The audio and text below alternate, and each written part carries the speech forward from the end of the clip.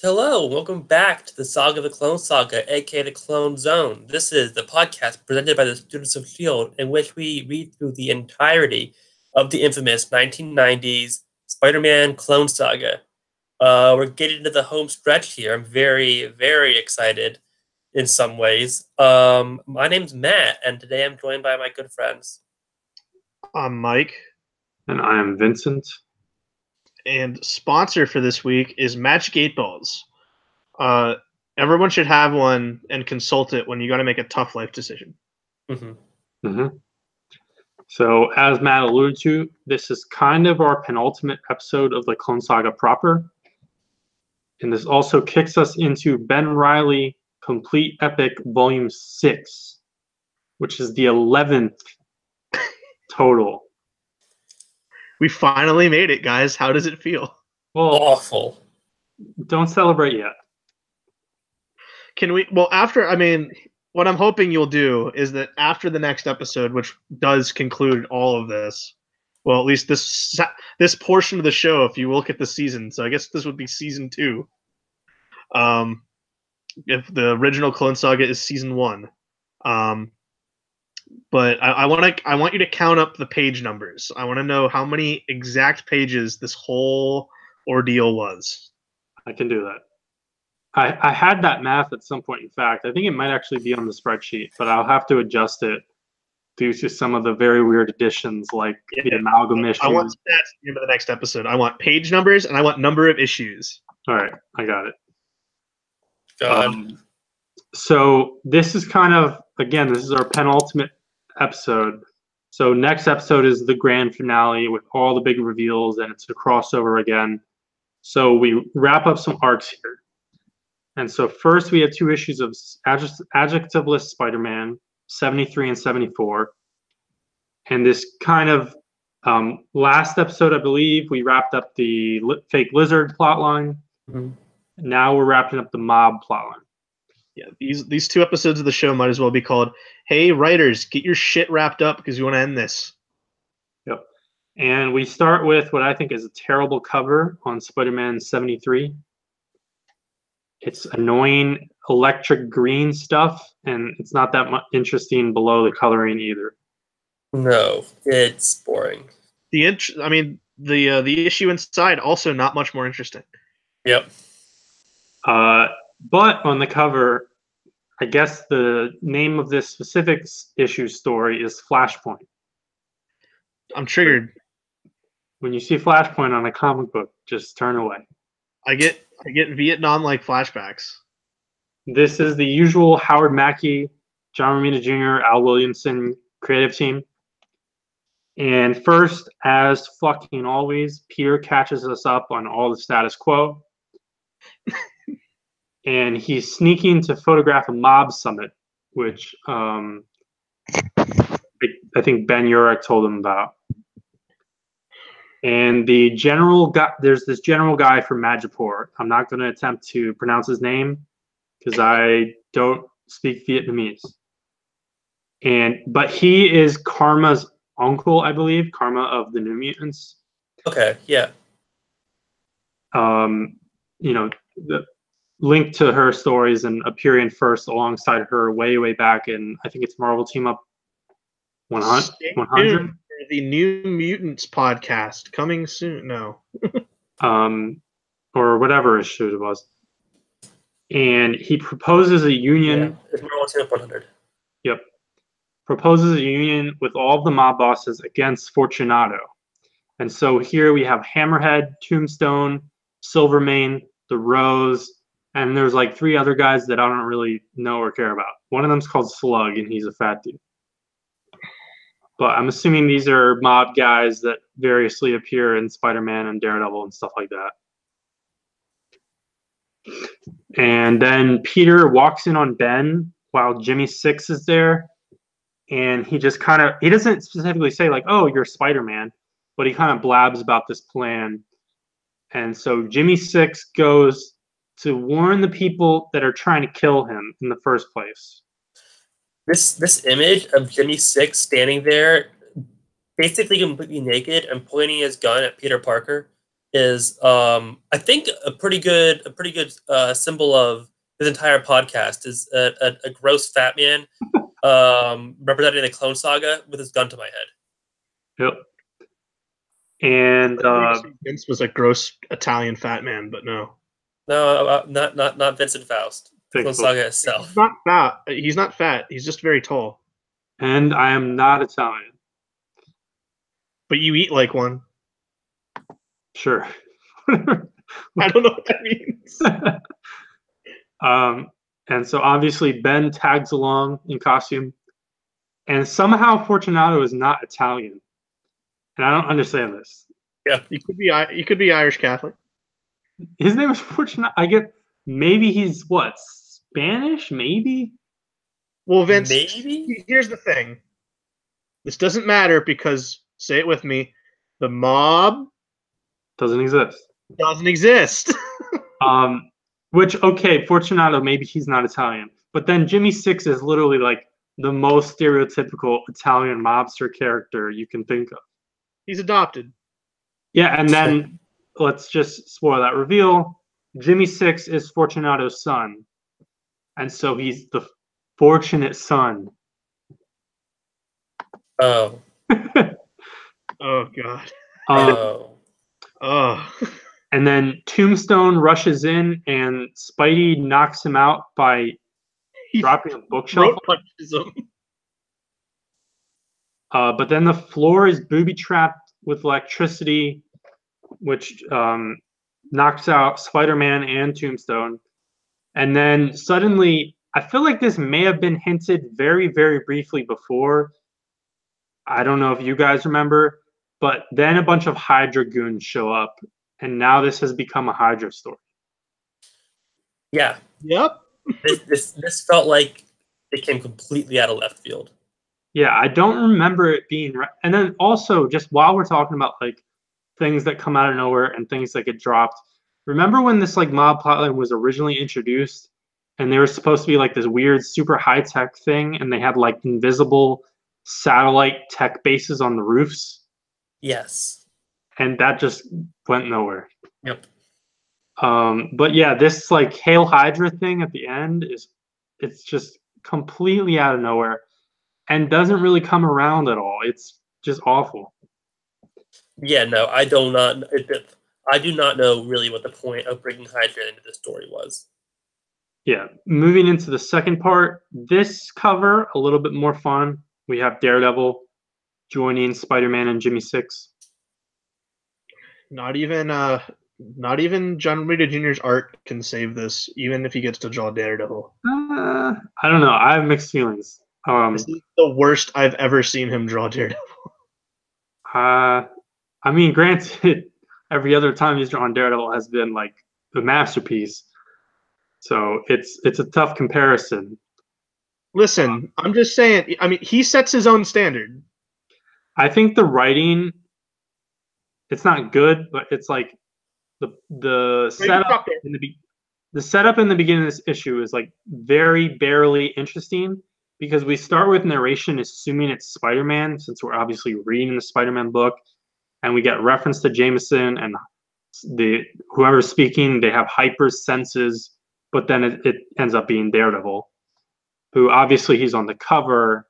If you skip the cover, it would be like, oh shit, Daredevil. And so we finally get into the plot with Daredevil drop kicking a bank robber in a giant mech suit. And I don't know, I fucking liked it.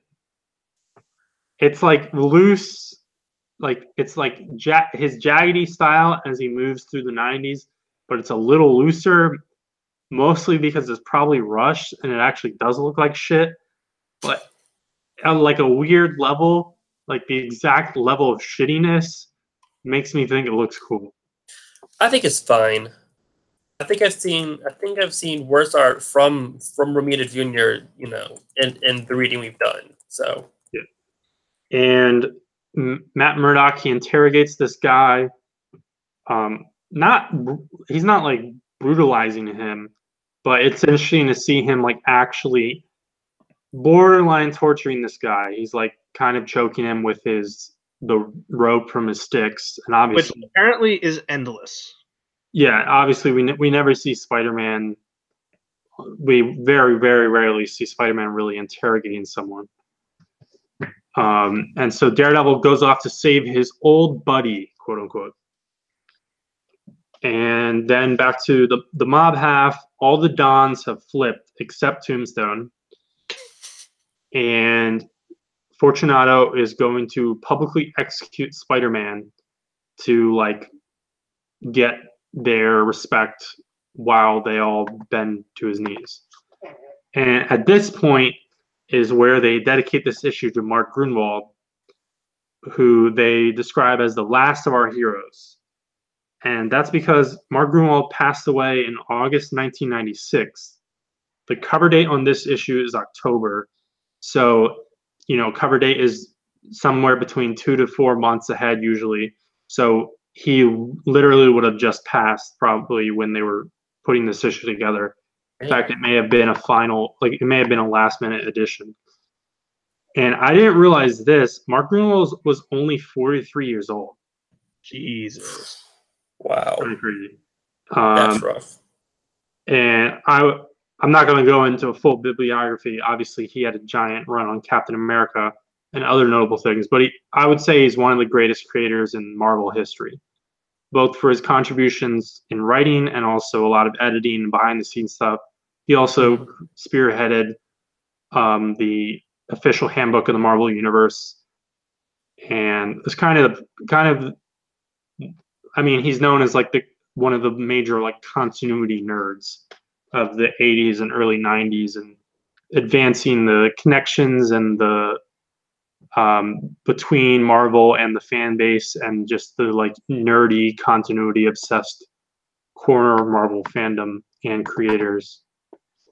But back to this fucked up story. Fortunato he's going to execute Spider-Man, but he also wants all the Dons to shoot innocent civilians, which he's gathered from their territories. And it's not really, I mean, I guess that's just a mob thing to do. But Jimmy Six, he ran away from his dad in the first place because his dad is a crazy asshole. And so he stalls things by betraying his father, which allows Spidey to break out of his binds, which I think is supposed to be a badass moment, because it's like 3 panels of Spidey struggling against his binds, and then finally breaks it, and there's all this electricity and everything. And I think it's kind of slightly badass. It just looks stupid because he's breaking out of like this electronic like crucifix thing. I don't like it. It doesn't work for me. And then Daredevil shows up on the scene, and he and Spidey, through the course of this, they kind of just talk shop. They're like, hey, all those heroes died during Onslaught. I guess it's just up to the two of us. We're pretty fucked, right? And it was kind of cool to see them just. There's not even banter. They're just literally just like, it's just meta superhero talk. And then Jimmy Six shows up in a helicopter because he's suddenly an army veteran. Spidey saves Tombstone because you can't have people die. And I think Jimmy Six like shoots missiles at the rest of the mobsters. And then it just ends. It's just over. And that's the end of this mob plotline. And I'm so confused. There's this great panel of Tombstone running away, still in shackles, that for some reason I just think looks hilarious. Yeah, I'm just confused about the end of this arc, because there's clearly stuff that's not finished, and I don't think it gets finished really. Hey Matt, I have something else that's hilarious. Spider-Man Tombstone Volume 2. Yeah. So obviously the roommate thing is out the window because Ben Reilly only has like 5 more appearances. And the general mob stuff is eventually brought back sort of for the Spider Hunt arc. which then spills over into Identity Crisis, because I think it is the Kingpin puts a hit out on Spider-Man, and so literally everyone, including the Punisher, is trying to track down and kill Spider-Man, and which of course leads Spider-Man to think, well, they're looking for Spider-Man, so why don't I just create 4 shitty costumes and role play as 4 new superheroes on the scene, like using like fake new powers, and each of the 4 books will star a different fake version of Spider-Man, and then I'll just get rid of those costumes, and they'll be picked up by random teenagers, and Vincent will custom bind that series. Oh my god. So Jimmy Six is gone for now. I don't think we'll see him again, but we might. Okay. So now let's move into Amazing Spider-Man and see what this wraps up. This is a weird cover with Scrier's face all over it. What does that mean? I kind of love this cover. It says Traveller and Scrier, everything you know is wrong. Because we know anything about them concretely. Yeah, exactly. We know nothing. And that's like top tier bullshit comics marketing speak. Everything you know is wrong. Nothing will ever be the same. And then Sins of the Father. Shake the foundations to the very core. Dead forever. Nothing will ever be the same. So this issue, Tom DeFalco and artist Ron Garney is on this issue. And then we get another Grunwald tribute here. And this one, it says he knows all the secrets. And it's weird because these tributes like tie into the premise of the issues that they're in. I think it's kind of awkward. What does that mean? He knew all the secrets? What does he know? What did Mark Grunwald know? He's a continuity nerd. When it says secrets, like he knows what Stingray was doing in 1986. I don't know. I thought maybe he knew like Stan Lee's secret affair with Jack Kirby's wife or something. Like that type of secret. No, Roz was a good woman, and she hated Stan Lee, in fact. So that is unlikely. I figured. I'm trying to think. I think so. Ron Garney draws this issue. Let me double check who drew 416. I think Mark Bagley is gone. Yeah. He just kind of 416. He's out of there. 416 was the one of the Onslaught tie-ins. That was Garney as well. 415 was Bagley, and I believe that's his final Spider-Man issue. So Mark Bagley is gone after a pretty damn long run. Yeah, he made it through. He made it through most of this Clone Saga thing. Yeah, and I'm not certain exactly where he goes after this. He will, in a few years, he'll be on Ultimate Spider-Man for like 150 issues.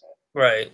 And then he leaves Ultimate Spider-Man to go do the weekly series Trinity with Kurt Busiek at DC. And then he goes on to draw Justice League with James Robinson. Yeah. And then eventually finds his way back at Marvel. And I don't think Mark Bagley has drawn a classic comic since he left Ultimate Spider-Man. What do you mean classic? Just like a great comic book. But okay. he's still a strong artist. Yeah, I was gonna say his work on Justice League wasn't bad, but it looks nothing amazing in compared to his work on Ultimate Spider-Man or New Warriors. It's been how many episodes? You're not going to make that team happen. So let's get into the issue. Judas Traveller gives Peter a warning through a dream. Because he can do that, I guess. It's one of his many powers. But it's all a sham. It's all a sham. I hate this. So his team, or whatever they are, the host, they have some infighting going on. Billy's waifu, Chakra, is siding with Traveller, and the others are siding with their true leader, their mysterious benefactor. And so Pete meets up with Ben, who calls out and Ben's just like, oh yeah, that Traveller guy. And Ben just calls out how bullshit his powers are, and questions why he needs a team if he's this uber powerful character. Which is funny. There's like some barely meta stuff in this issue from Ben Reilly, like poking fun at the Clone Saga.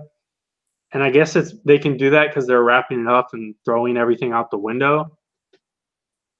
And then to make things depressing, as we know what's coming along and everything, Anna moves in to help Peter and MJ with the baby May, who is just around the corner, apparently.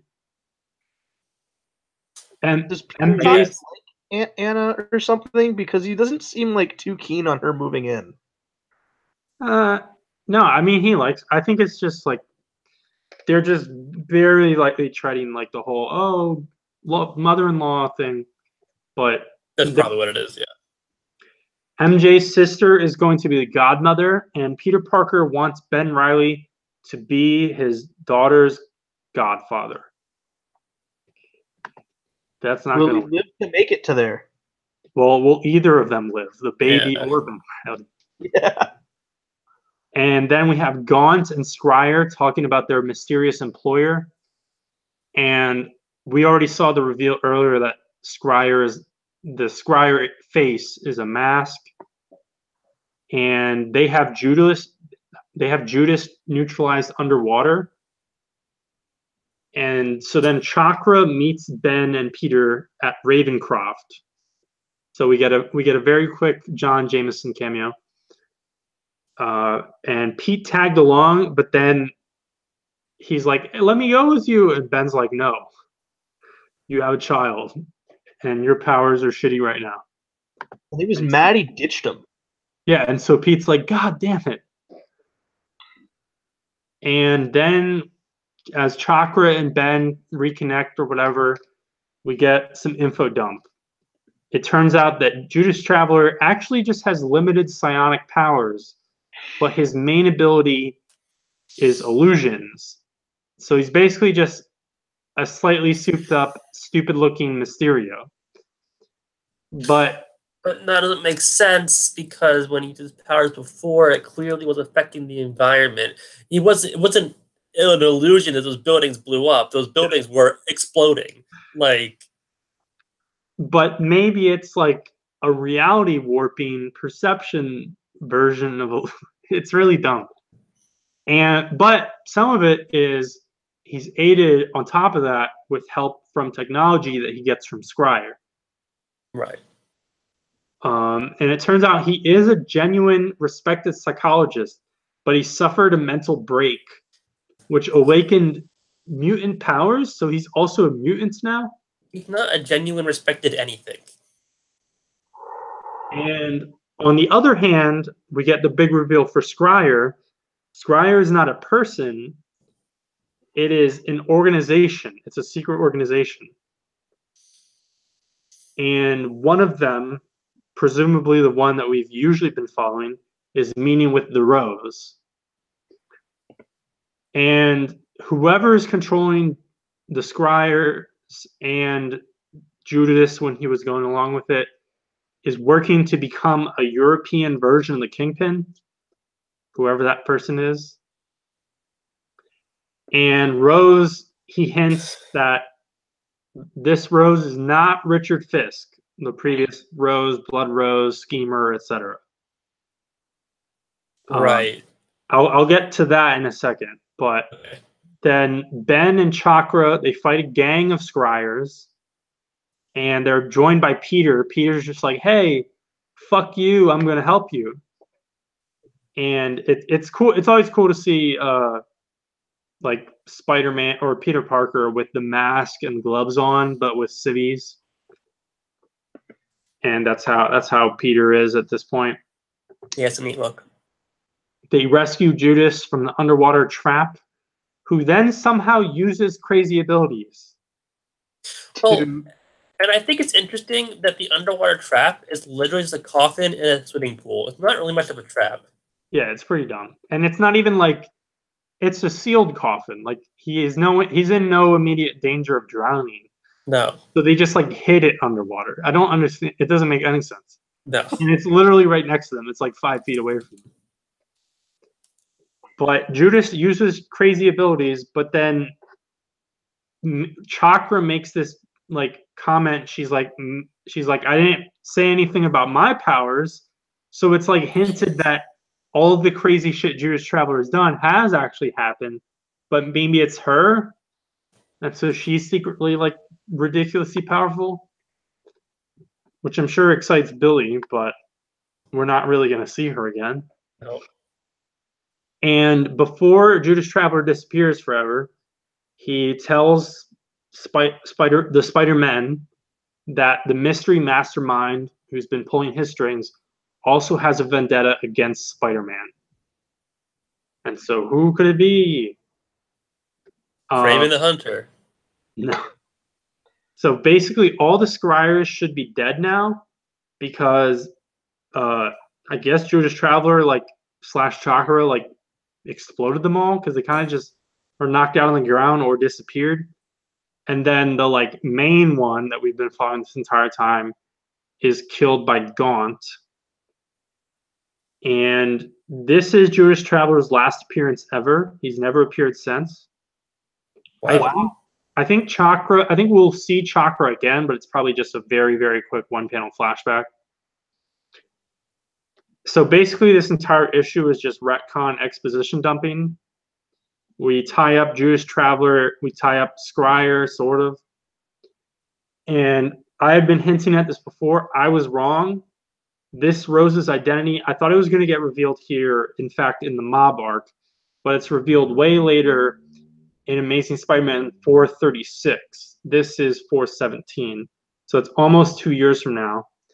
And so do you guys have guesses for who this Rose is before I reveal it? Is it someone we know? Yes. Roderick Kingsley. No. Fred Flintstone.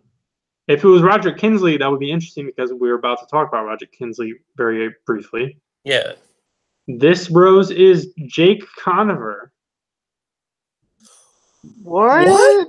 Unimportant reporter of the Daily Bugle, but more importantly, the writer of the Kid Who Collected Spider-Man article. Also the man who interviewed Bullseye for his first appearance.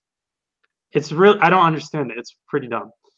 But this Rose mystery plotline goes on for literally the next 2 years in and out of the Amazing title written by DeFalco. That was the guy we saw last week acting all suspicious, right?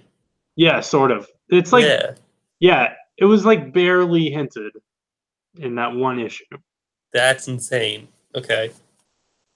So now we have some weird stuff to get through. So that was wrapping up plot lines, but we have another important Clone Saga subplot to wrap up, and that takes us to Spider-Man Unlimited number 14. And please tell me it's our last Spider-Man Unlimited issue. I think it should be. It should be. Thank God. Yes. So how would you guys rank this in the pantheon of Unlimited? Is this bottom tier, top tier? Man, I don't even know what happens in this issue. I just read it. I legitimately don't remember if I finished it or not. All right, so I think this is one of the worst Unlimited issues, but also simultaneously, every other page, I was like, what the fuck are they doing? I kind of hate to love this. None of it. I don't. And so just go ahead. Yeah. All right, so this is supposed to wrap up the Great Game plotline, the very interesting subplot that we followed alongside the new Green Goblin and Joystick, another favorite character of Billy's, and all kinds of weird stuff. And so this cover is just this busy mess with like 20 characters on it. And it has Mike, what is this guy's name again? Which guy? The Let's Get Ready to Rumble. Michael Buffer? I think he's on the cover and he's saying let's get ready to rumble, which I thought that was Jonah. Yeah, that's supposed to be Jonah. Okay. Well, regardless, I swear that phrase is copyrighted by that guy. Because Mike, what was he getting paid or whatever?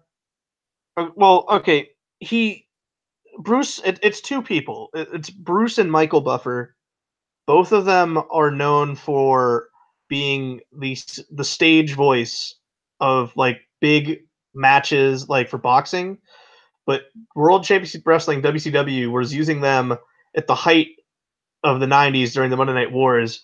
And to give you an idea of how badly WCW was mismanaging money, they would fly Bruce. I think it was Bruce.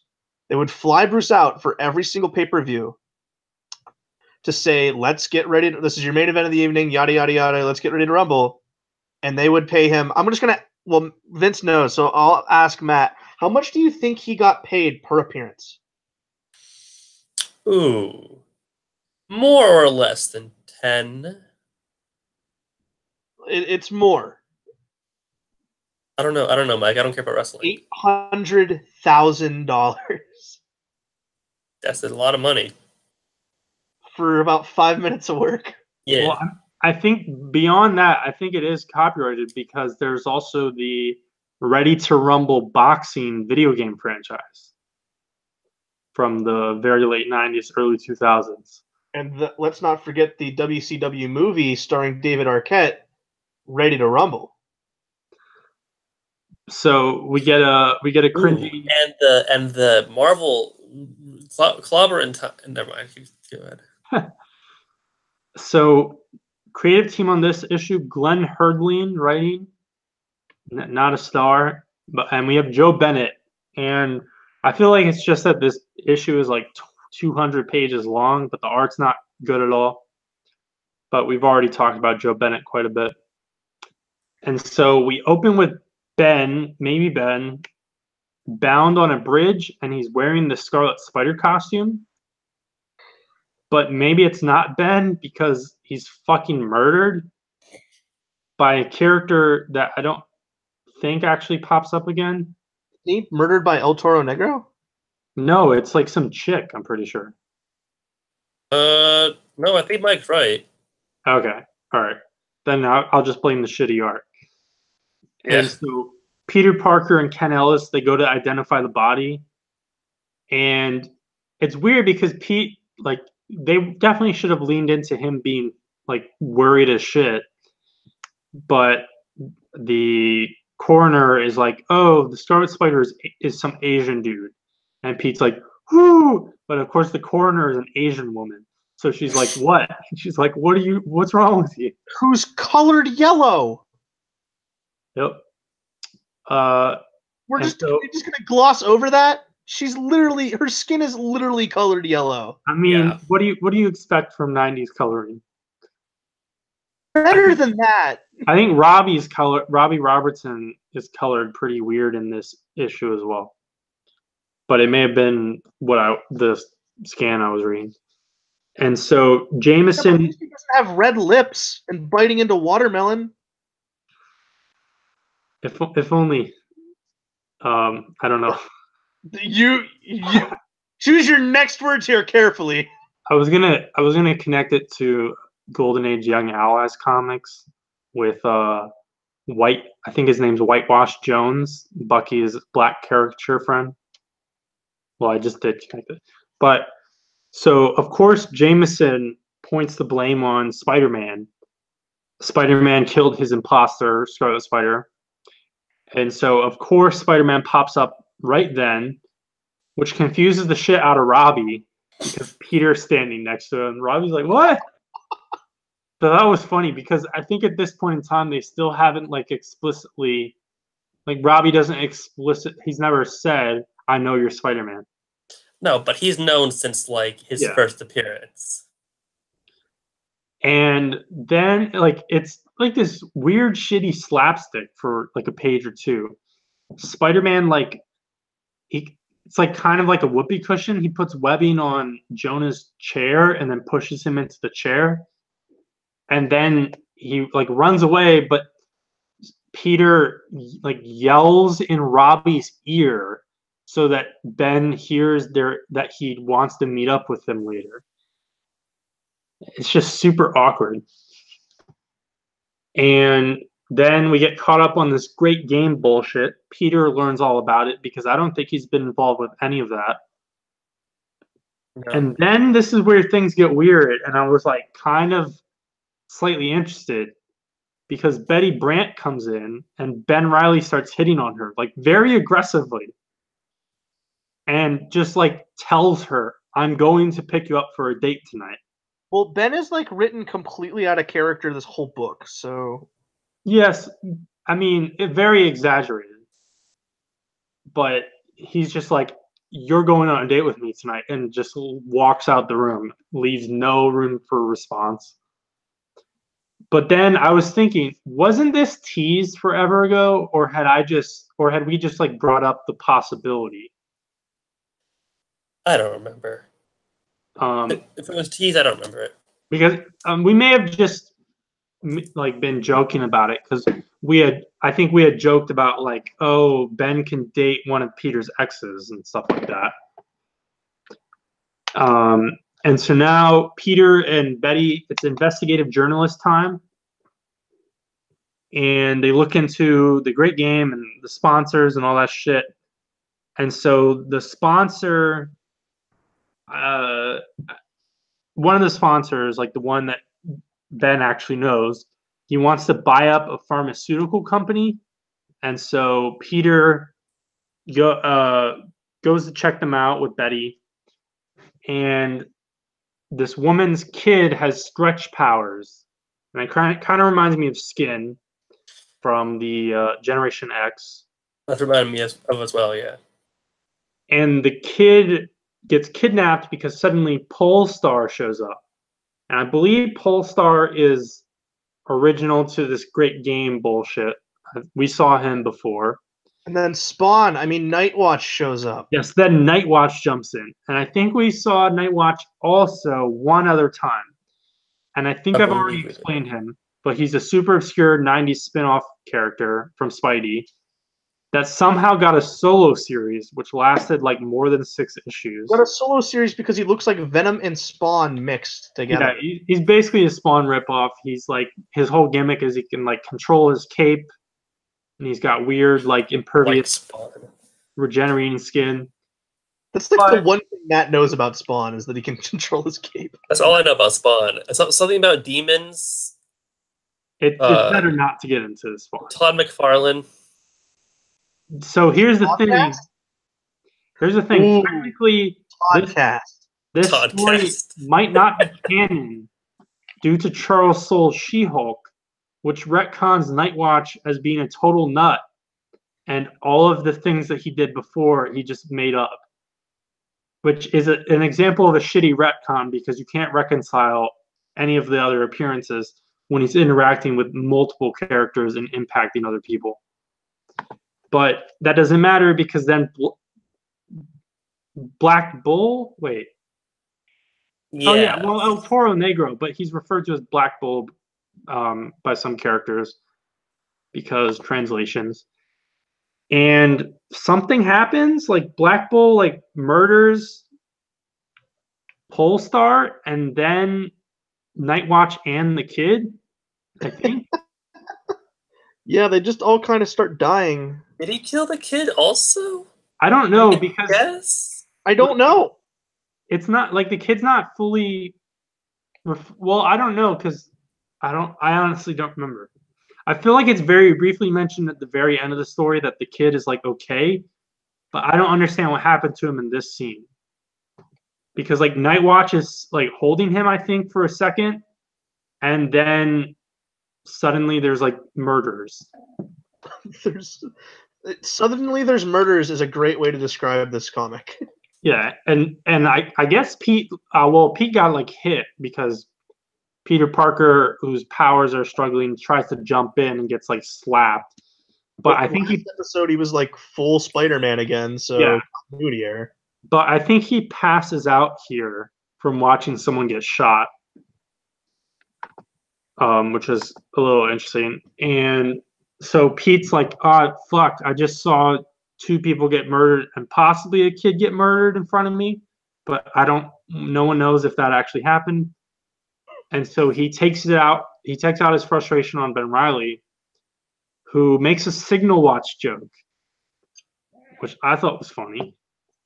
I also noticed that Ben Reilly's facial hair is blonde. Does he dye that also? I don't know. I hope so. Which is pointless because a lot of blonde people, their facial hair is not blonde. Right. No, it's not. Because it's you have different genes for facial hair slightly. I don't know how genetics works.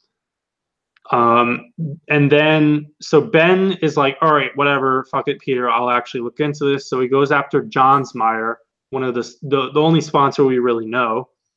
But Cardiac beats him to it. And Cardiac is another 90s Spidey Merc. This one created by Eric Larson. Whoa. Are we just going to ignore when we cut to his office and he says, leave just enough, like, when he's getting his nails clipped and he says, leave just enough to pick out the caviar when it falls in my navel? Yeah, I was hoping we skipped that because I didn't want to talk about it. That is one weird fetish. That's all I'm saying. Yep. And yeah, so he has this, Johnsmeyer has this woman like trimming his nails in his office. It's kind of weird. And the woman is worth mentioning because then Cardiac hits her and Ben makes a joke. He's like, what? He's like, don't hit a woman. What? Did you just discover that you have a clone? And I'm like, that's a hilarious, like, fucked up meta. Like, it's not really meta, but this fucked up joke about the Clone Saga and how like all over the place the writing has been and everything. Because of course, remember, Peter Parker hit his pregnant wife. And so we get a misunderstanding fight here between Spider-Man and Cardiac. And Cardiac's like, bro, I'm on your team. And so then Ben runs off to investigate another rich dude. And this time he runs into Joystick. Yay. Probably the central featured character of the Great Game subplot. Well, I'd argue it's El Toro Negro, but okay. And Joystick, like, basically she sucks. She's trying to fight Ben, and Ben just is dodging every single thing she does. And then she's like, well, if you're not going to fight me, fuck this. Well, she doesn't even have her joysticks back again, dude. How is she supposed to be good? I don't know. They're still destroyed. And then, so she's just like, all right, I give up. And she walks away, and she says she's either going on a date with a wrestler and or is going to fight a wrestler. Maybe that's a like one thing. It was really weird what she says when she walks out. Yeah, I don't know what that meant. Do you think that, like, if you're dating a wrestler, do you wrestle with them on a date? Or is that like... Yeah, I don't know. like, don't combine business and pleasure type of deal? I mean, if you're a wrestler dating, like, a weird mercenary who fights people for fun and money, it's the same thing. Right. That could be a good Saturday afternoon. I mean, it's the same thing in the fan of that, yeah, you're both traveling a lot. That's about it. And this jogs Ben's memory because he rushes to his date with Betty. And maybe he's late, maybe he's not. She doesn't comment on it. And she is celebrating her first byline, which I feel like this has already happened, but I don't really know. And like the wiki pages for Betty Brant are kind of underwhelming. Mm-hmm. So I don't know if this is like regressing, recycling character development. But then Matt can answer this. So up until this point, or up until whenever this actually happened, what does Betty do? Is she literally a secretary? Yes. But she's not Jonah's because that's Gloria. I think. At this point, I think his secretary is Glory, but for a lot of the time Glory. between like her introduction and now, he's mostly just been secretary. Okay. And then after Ned Leeds dies, she cries a lot, but is still a secretary, I think. Yep. Oh, and no, there is not a single mention of Ned Leeds at all in this issue. No. Which we've seen Betty every once in a while in the Clone Saga, and I think every time there's been a quick reference to Ned Leeds, because Peter, I guess it would have to be Peter because Ben wasn't really around for any of that.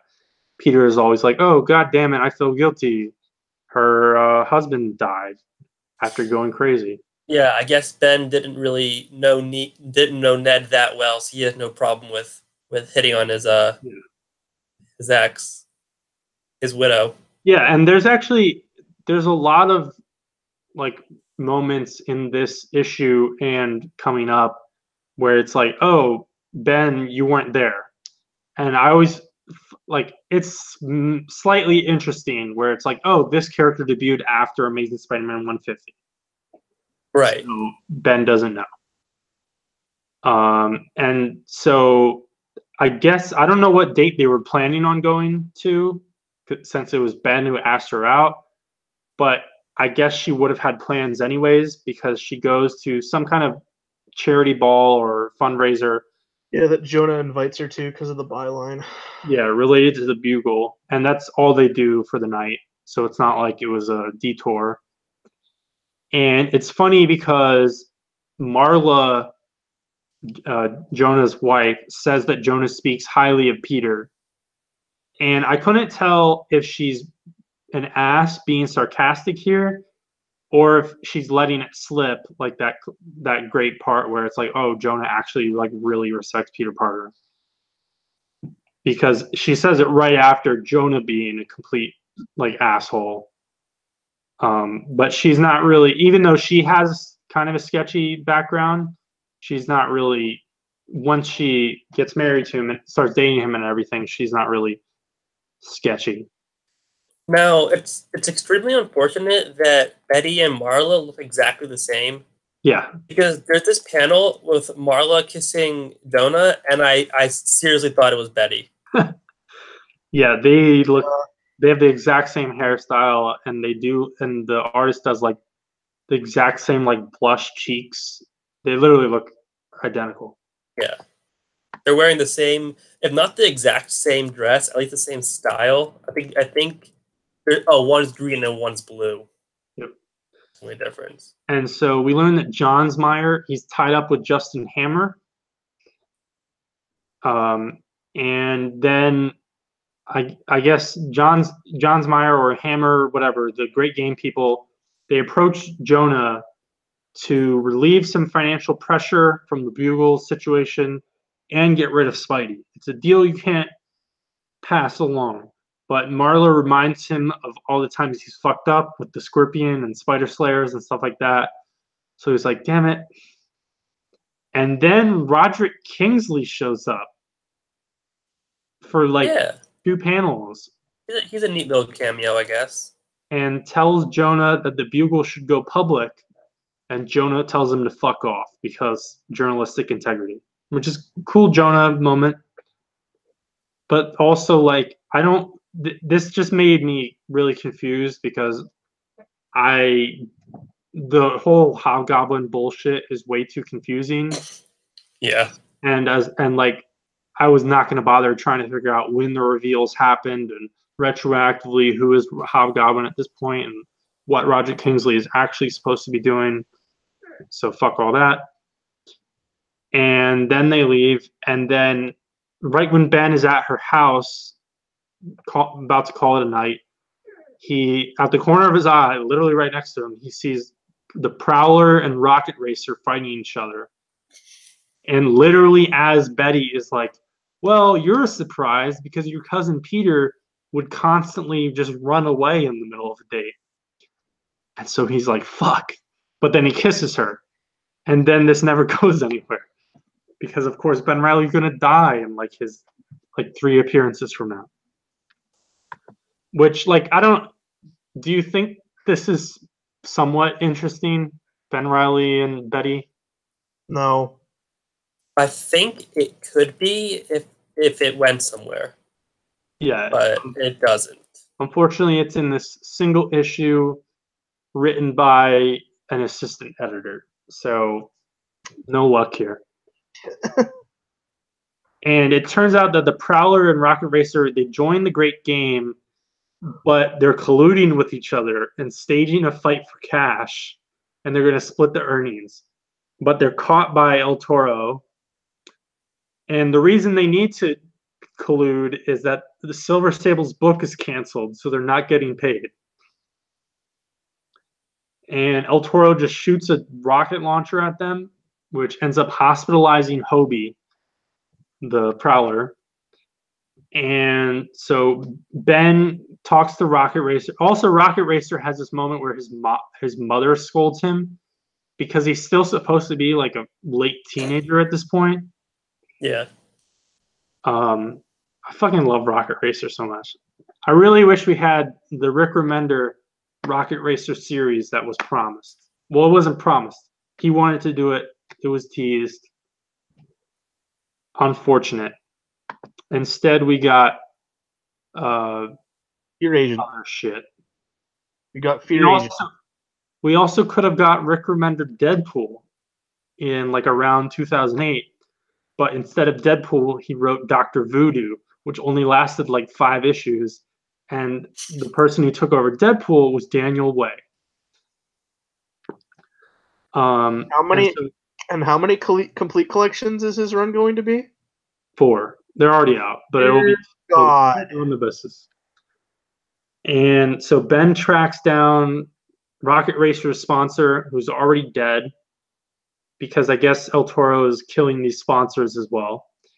And the next target for El Toro is Jameson, who's apparently a sponsor. And first of all, Jameson is getting hit on by, well, not getting hit on. He's about to have sex with Marla while we're looking at him through the scope, which is kind of weird.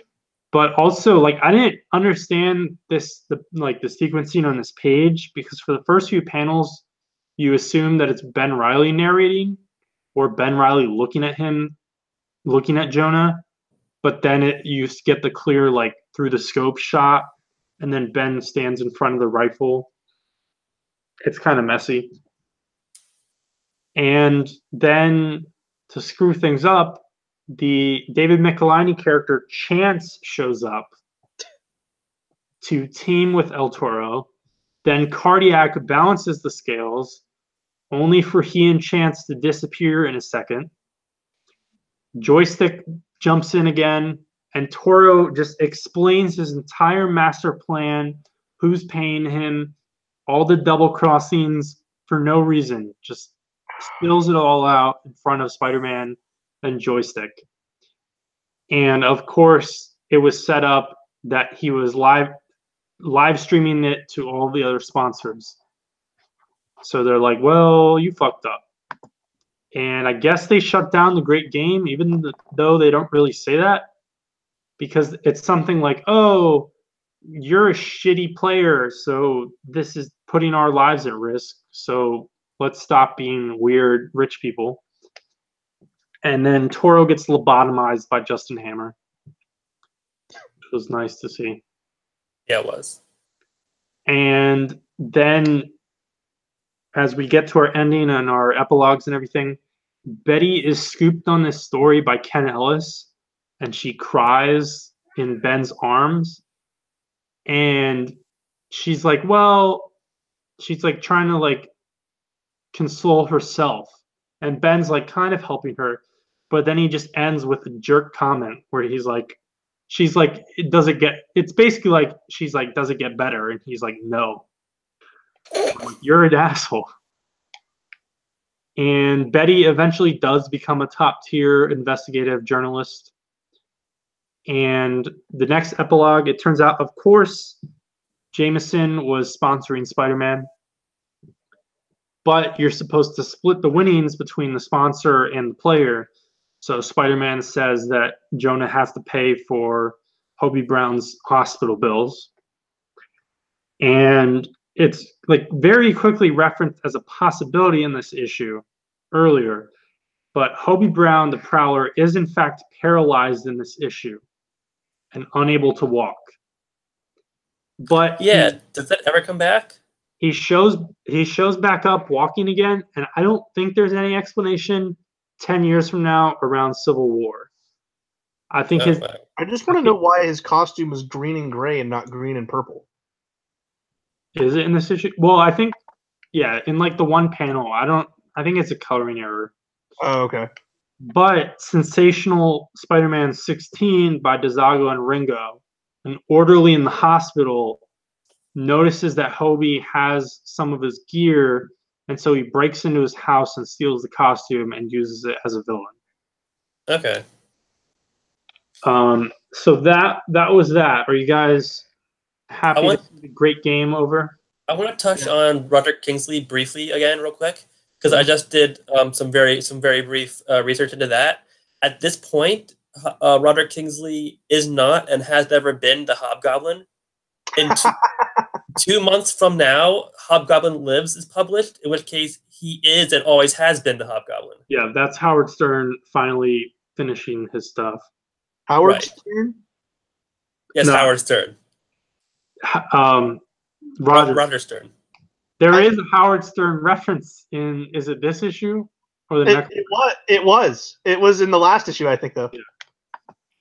But yeah, at the time of that this book was written and published, he is not the Hobgoblin, even though he is. Because fuck Hobgoblin. Exactly.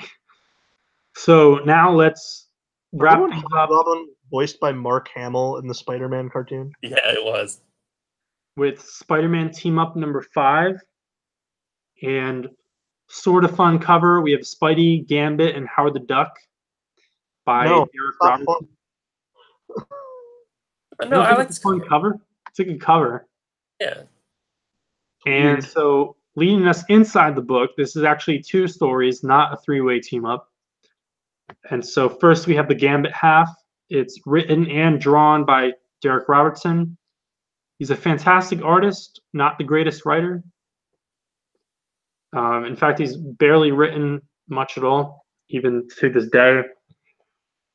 And Ben is at a New Orleans-themed club because MJ thinks that he needs to get out more and be more social. Sure. I mean, he just started sort of a relationship with Betty, literally in the last issue chronologically, and he's about to die, but whatever. But he strikes up a flirty conversation with a woman named Meredith DeWolf. And we learn way later, it's sort of supposed to be a reveal that she's a police officer. She's like a narcotics officer. And she mentions a sister that died. And so it's heavily implied, I think, that she's Jean DeWolf's sister. Wait. Yeah, he does introduce himself as Meredith DeWolf. But later in the same issue, he says her last name is DeWitt.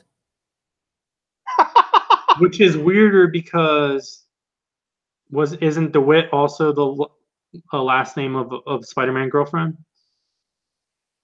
Is it? Who am I thinking of? Who's the chick who he caused to go crazy? He caused to go crazy? Yeah. Isn't that a Daredevil girl? No. It's a Spider-Man girlfriend. The one who figures out his identity and then he literally causes her brain to break. I don't know what you're talking about. DeWitt?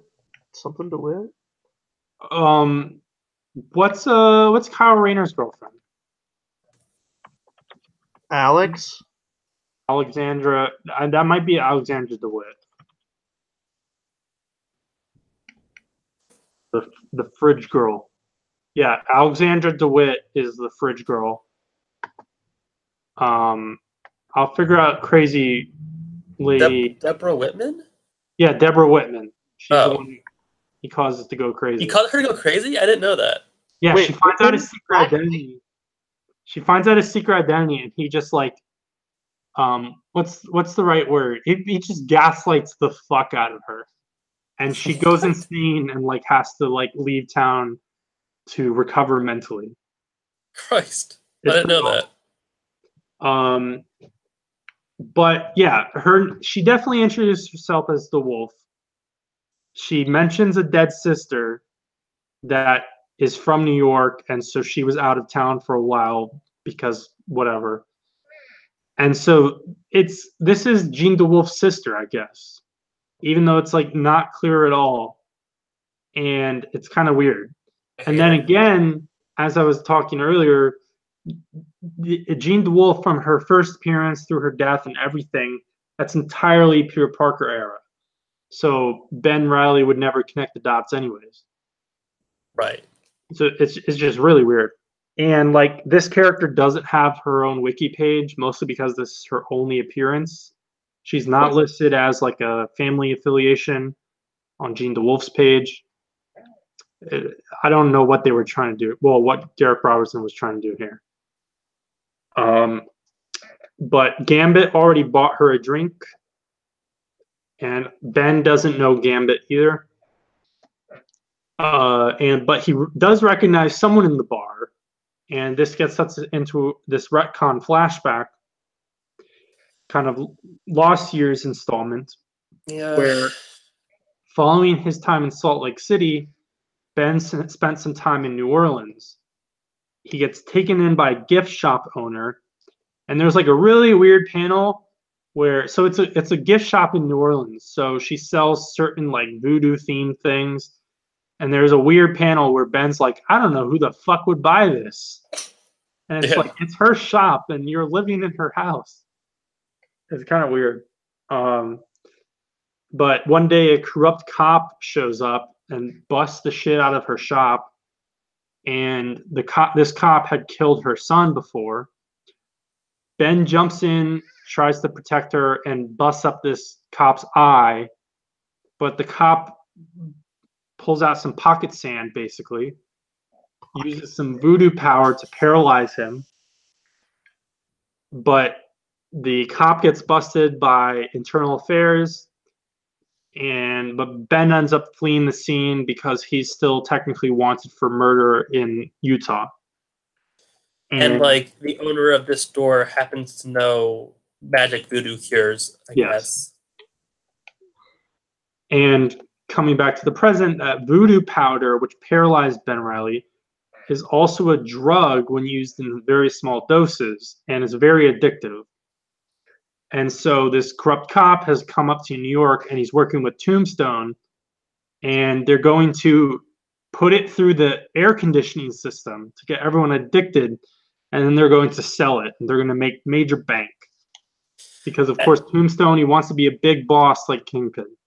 I have to say, I basically hate this story, but Tombstone looks pretty cool. Yeah. I mean, Derek Robertson's a pretty good artist. Hey, Vince.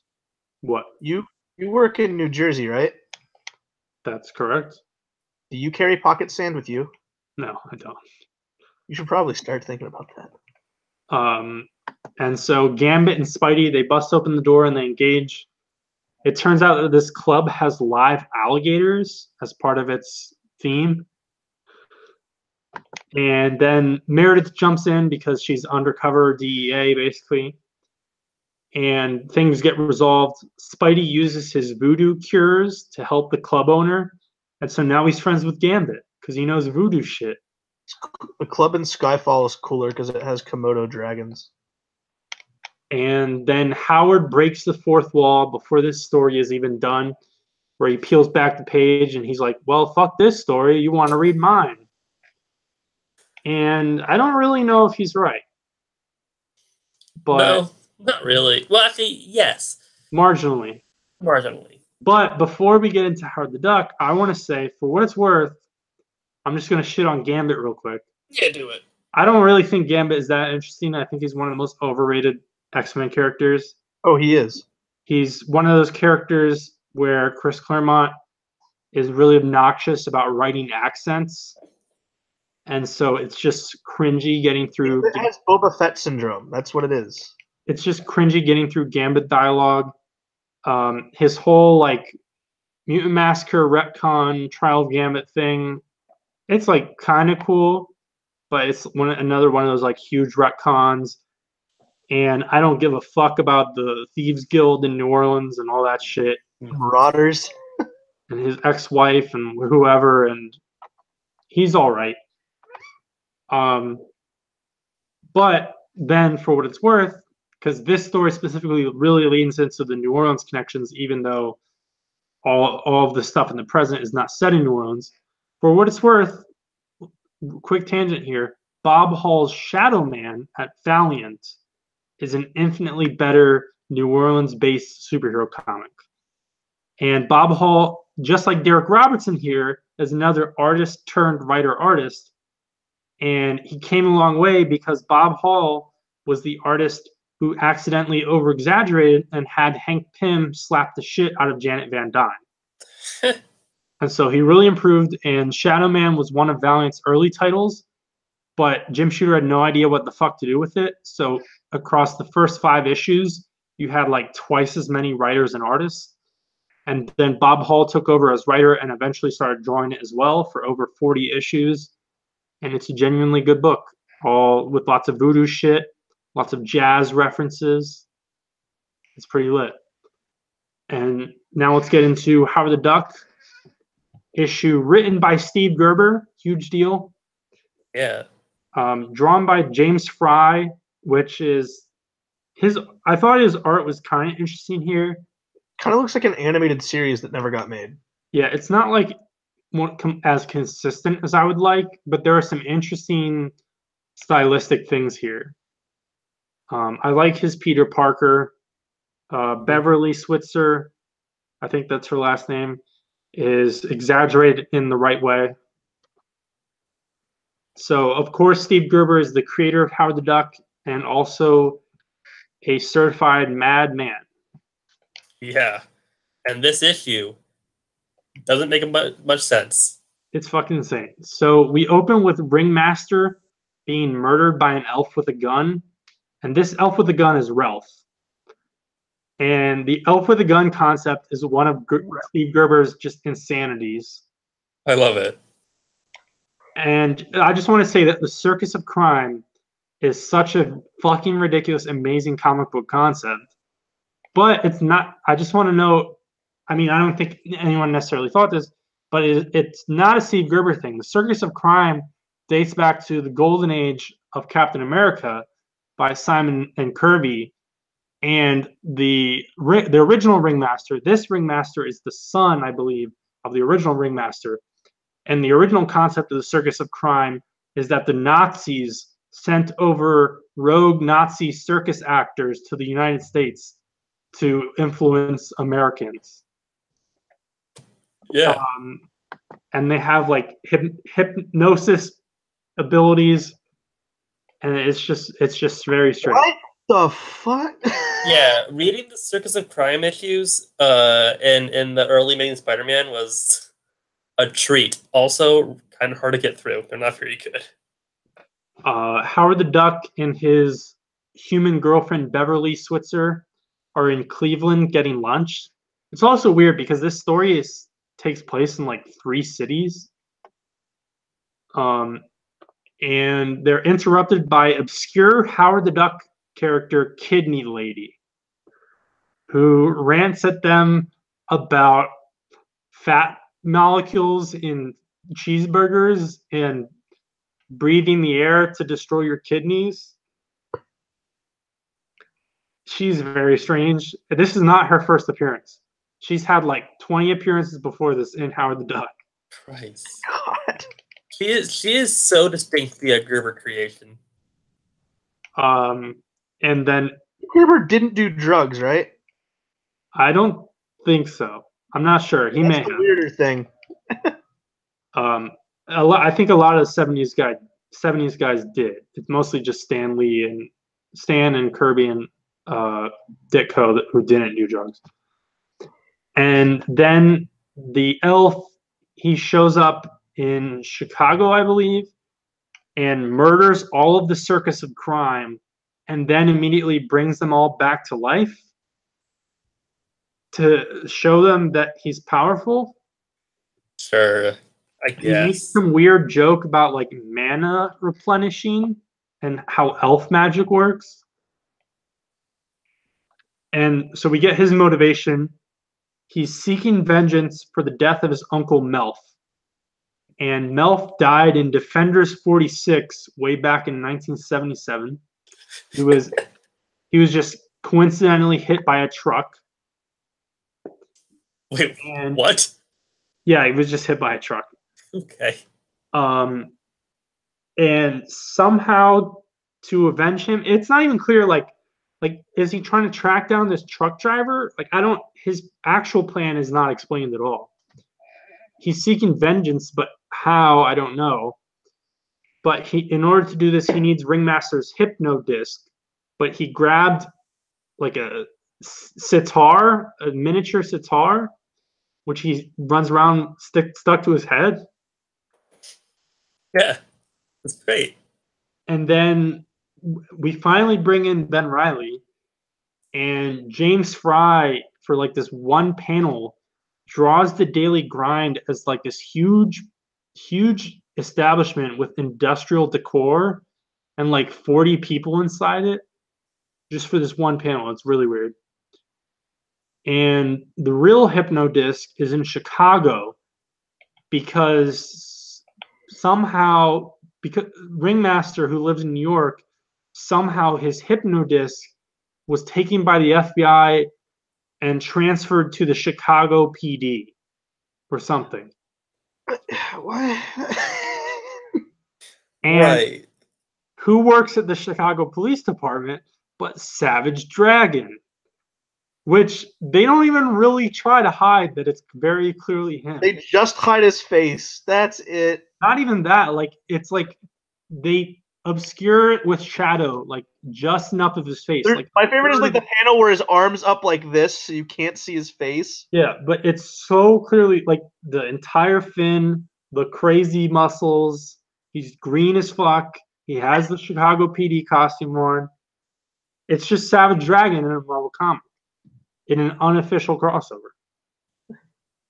And then Savage Dragon awkwardly asks Ralph on the phone whether he can bring a duck.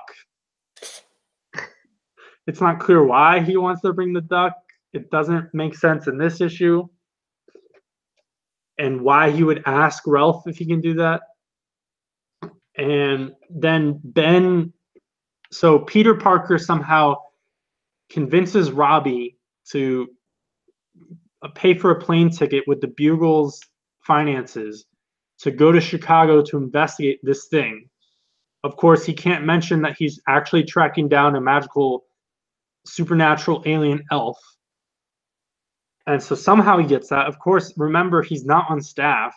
He's now a freelance photographer with even less work than he has gotten before. And Ben Reilly just stows away on this airplane from New York to Chicago. I'm sure that was very painful. And so everyone meets up. Howard knows Spidey, but that's Peter era again.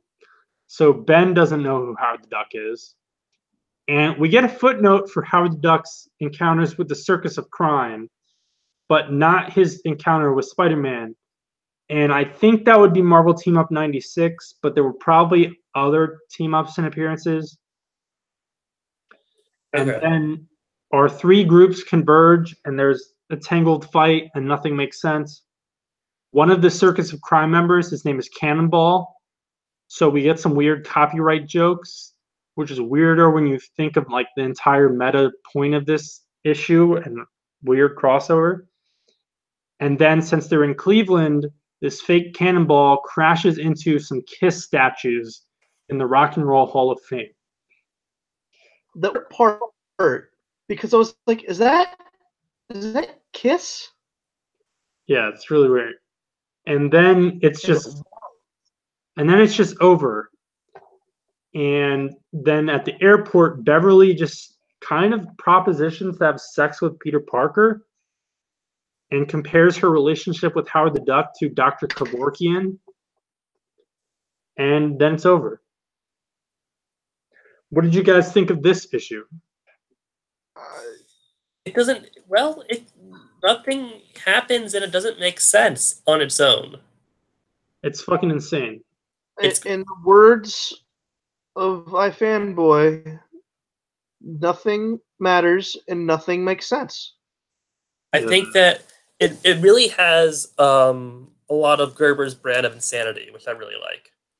Yeah, it's fucking insane. Honestly, when Kidney Lady showed up, I was like, all right, this is so stupid, I'm in. Yeah, exactly.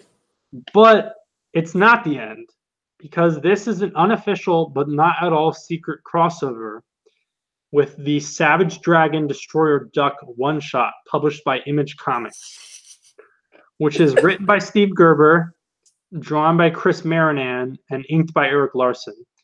And Marinan actually drew some Spider-Man, including appearances of Cardiac. Why did Larson not draw this? I don't know. I'm not sure. And so Destroyer Duck is a creation of Steve Gerber and Jack Kirby. And it was just an excuse. It ran like 7 issues. And then this one shot is a few years later. It was just an excuse for them to shit on Marvel and Stan Lee, while both Gerber and Jack Kirby were having feuds both in the public arena and in court with the publisher. And the art in this issue, it's kind of cool. Chris Marinan, inked by Eric Larson. It's like got a 90s feel, but it's not like super cringy. Then also this is kind of like a 3-way crossover because the Teenage Mutant Ninja Turtles show up. Like, and they're not obscure at all. Like, I think Image technically had the rights, like it had transferred over from Mirage, which was like the original like self-published TMNT comics. And so Teenage Mutant Ninja Turtles are just here, like in their full glory for no reason. And in this issue, Spider-Man's cameo is tiny, like way, way minimal compared to Savage Dragon in the Spider-Man issue. We just see Spider-Man's hand for like one panel. And then there's like, it goes into this whole other subplot with all these like freak characters, which I didn't understand at all.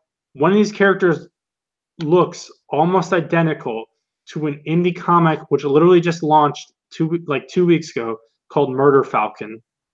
But I swear he looks exactly like that character. And then we finally connect, and the crossover reconnects, where it turns out Howard the Duck and Beverly are in witness protection and were transported between universes to the Image universe. They get their hair and feathers dyed, and they get fake names. So he's actually Leonard the Duck. But somehow, and I don't even think it's actually like explicit in the issue. Like, honestly, I was kind of skimming through this because it doesn't make any sense, and I didn't care that much. It's just the oddity of it. But technically, not really. But from Steve Gerber's perspective, all future appearances of Howard the Duck in Marvel Comics and Beverly, they're fake clones, which ties into the Clone Saga. That's right. So now I need to read all the future appearances of this clone Howard. No, we don't. And especially the one where he turns into a rat, which Steve Gerber comes back. It's a Max book. Yep. What? Yes, Steve Gerber came back after this to write Howard the Duck as a rat, which is a Disney dig, because Disney made lawsuits against the Marvel regarding Howard the Duck and changed that he had to wear shoes, which is relevant to this issue, because they didn't want him. They thought he was similar in certain ways to, I guess, was Daffy Duck? Yeah. No, it's Donald. That's Daffy's. Donald. Oh, God, man. And then of course Disney now owns Howard the Duck. Yeah. And Howard the Duck is in a Disney film. But Howard the Duck was in a film originally produced by George Lucas, who also sold himself out to Disney. And in the back of this issue, we get an editorial by Eric Larson about creator-owned properties. Apparently there was an Elektra #1 coming out like right before this. And so it's him moaning about Elektra and how Marvel has fucked her over, following Frank Miller. And then we get an overly long editorial from Steve Gerber, like 3 pages, 3 columns each, incriminating himself, basically. And so what happened here is Eric Larson and Gerber cooked up this plan to secretly, not really whisk away Howard the Duck from the Marvel Universe.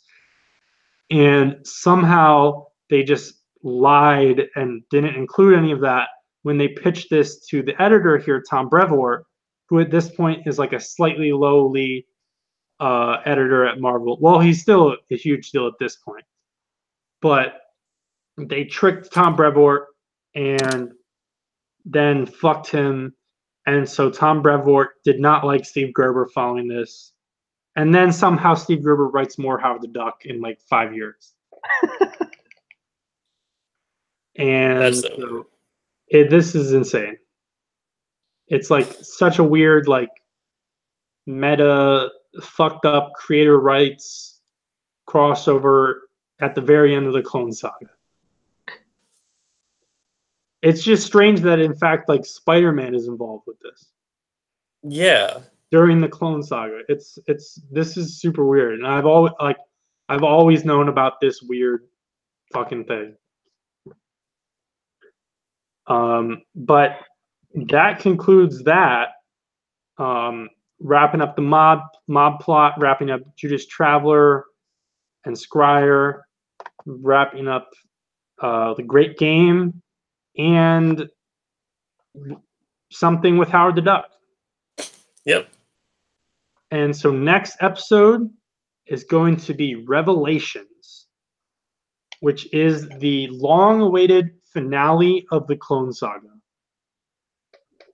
I'm excited. But it's not the end of this podcast, folks. Yeah, we're far off from that. Revelations, I believe it's a 4-part crossover across the 4 books. And we have a few more reveals to go.